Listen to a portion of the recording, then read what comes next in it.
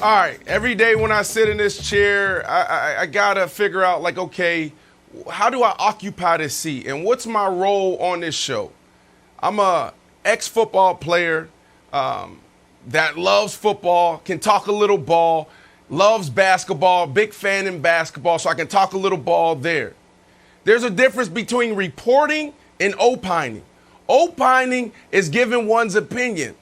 All right, and that's what we usually do. We give our commentary, we give our analysis, right? But then there's some reporting. Some of the best in the business is Jay Glazer. He reports. He talks on facts and what he knows.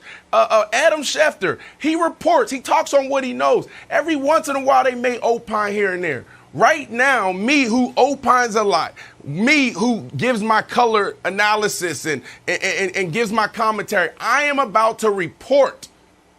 This conversation is over. Russell Wilson is going to be a Seattle Seahawk for a very long time. Now, we can't predict the future. We don't know if, you got so many things that can come into play down the road. We know that. But right now, Pete Carroll sat down and said, you know what? The philosophy difference, the difference in philosophy that we had, let's get on the same page. I need to give my Hall of Fame quarterback everything he needs to be successful and lead this team. They're on the same page. I would say their relationship is probably better now than it's ever been. So sometimes you got to go through this. You talk about marriage, you talk even the great Warren Moon, opining.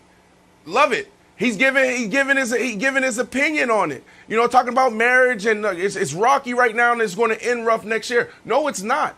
They're on the same page right now. And Russell Wilson, Nick, he wants to be a Seattle Seahawk for a very long time. He really loves Kobe Bryant's story. He really loves Derek Jeter's story where we're talking about somebody stayed in one organization for 20 years. The problem is those guys won. He has won, but that was a very long time again. Russell Wilson is not thinking about Super Bowl II. He's thinking about Super Bowl III, Super Bowl IV. He's literally thinking that. I played with the guy. So right now, I am reporting this because Russell's not talking. Pete Carroll's not talking. And every day we're going to come up and, well, what's going on with Russell Wilson? Who's calling now? It is over, Nick. He will be there for a very long time. It's dead. It's done.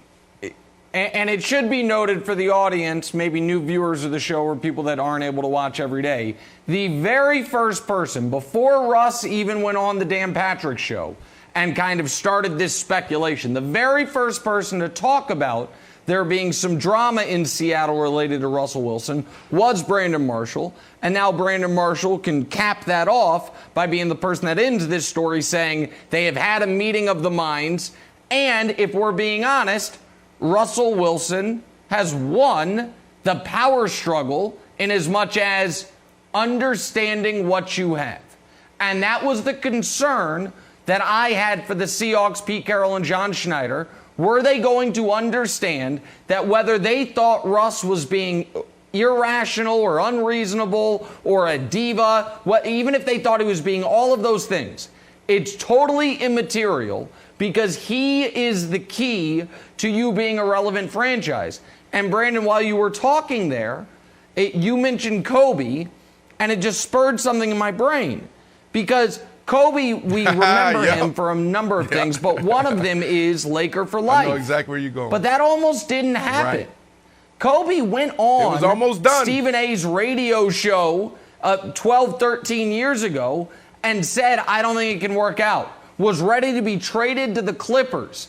Back before people had camera phones, when you actually had to have a camcorder in your hand, he happened upon some guys in a parking lot who had a camcorder, and he torched his teammates, said, you want me to play with Andrew Bynum? Like, you got to be kidding me. And what did the Lakers do? Did they trade Kobe Bryant? No.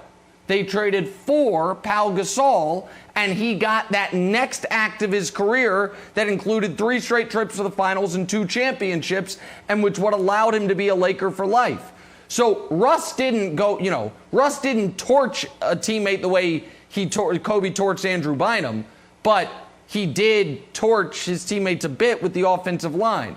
And he didn't say, I can't be a Seahawk the way Kobe did with the Lakers on Stephen A's show, but he did give you a list of teams. And it sounds to me like what you're reporting, not sounds to me, clearly what you're reporting is the Seahawks are coming to the same realization the Lakers did 13 years ago. We've got to have this guy. It only works if we have this guy, so we've got to make this guy happy. 100%. I mean, Pete Carroll has done it one way for a very long time. Both of these guys want to win. I was there. I spent the whole year there. And I'm telling you this is not coming from Russell. This is not coming from the Seattle Seahawks organization, people I know in the personnel department. It's not coming from guys on the team that I'm close with. This is coming from my experience in that organization for a year. When we talk about relationship between head coach and quarterback, it's probably the most important relationship in football. They have a tremendous relationship.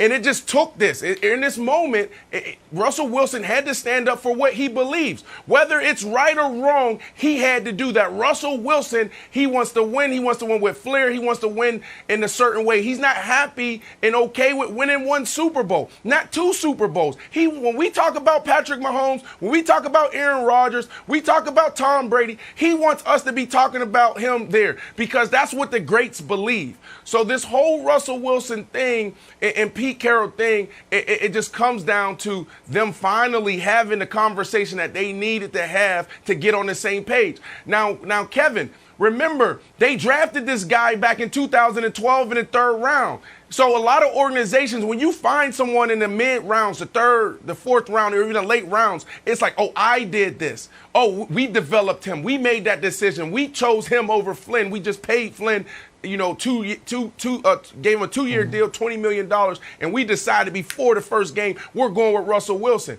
Russell Wilson was a kid when he came in this league. He is a man now. He's a husband. He's a father. He's a businessman, entrepreneur. He wants to do big things. He wants to own MLB teams, MLS teams, NFL teams. He wants to do it all. So now they have to respect him as such, and now after this conversation, they're on the same page. I truly believe that. Okay. Brandon, you know when you see firefighters putting out a fire and there's no longer huge flames, it's pretty much done, and they're still there spraying all the water, like, wow, they are really soaking this place. It's because they want to make sure that there's not even one tiny ember that could start up again. We've got to play the whole season. I don't think the Seahawks are going 16-0, and I saw in New England when there was rumors of problems, Tom Brady and Bill Belichick won a Super Bowl and he still wanted out. What do you see in the future that could re-spark a flame that sort of divides Russ and the Seahawks? Nothing? Pete Carroll walking into Russell Wilson's kitchen and saying the things that we talked about back in April and late March, about letting you cook. And giving you what you need, and this philosophy of, we don't have to run the ball on first, second, and third down. We're going to give you what you need. If he reneges on that, then that's what's going to spark it. But I can't see that. I don't see that happening. I just don't see that happening. Two men sat down and had a great conversation. Now they're on the same page, Jenna. Thanks for watching. Subscribe here to get the latest from the show. Also, be sure to check out more of the best clips from First Things First, or go watch a few segments from our other shows on FS1.